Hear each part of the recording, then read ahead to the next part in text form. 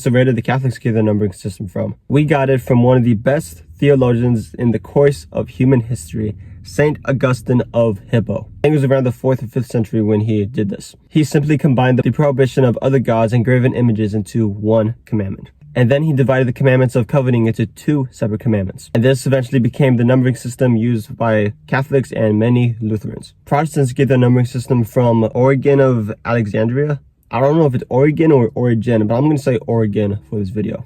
Origen developed his numbering system in about 200 AD, and it is what most Protestants use today. And then in the 1500s, during the Protestant Reformation, they decided to use Origen's numbering of the 10 Commandments, and Catholics decided to stay with St. Augustine's numbering system. What a lot of people don't realize is that these differences existed over 1,000 years before the Protestant Reformation. And so when a Protestant says, "Oh, the Catholics changed the 10 Commandments during the Protestant Reformation," you now know that that is historically inaccurate. Also, the Protestants didn't make their own 10 Commandments during the Reformation. They adopted Origen's numbering system that was made in 200 AD. Some Protestants might object to this and be like, since he created the numbering system, shouldn't all Christians just follow it? But if you look at Origen's life, he was not the best of teachers. He had a few mistakes that he made. Believed in the pre-existence of souls, where souls were just floating around, and so they were assumed into a physical body. He believed in universal salvation, which was all angels, humans, and even the devil, even Satan himself, eventually come back to Jesus and spend all eternity with him in heaven.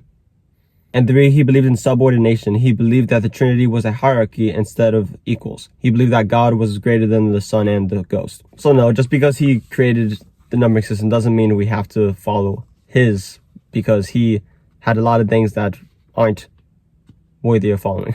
Also, because of these things, he got officially condemned by the Catholic Church after his death.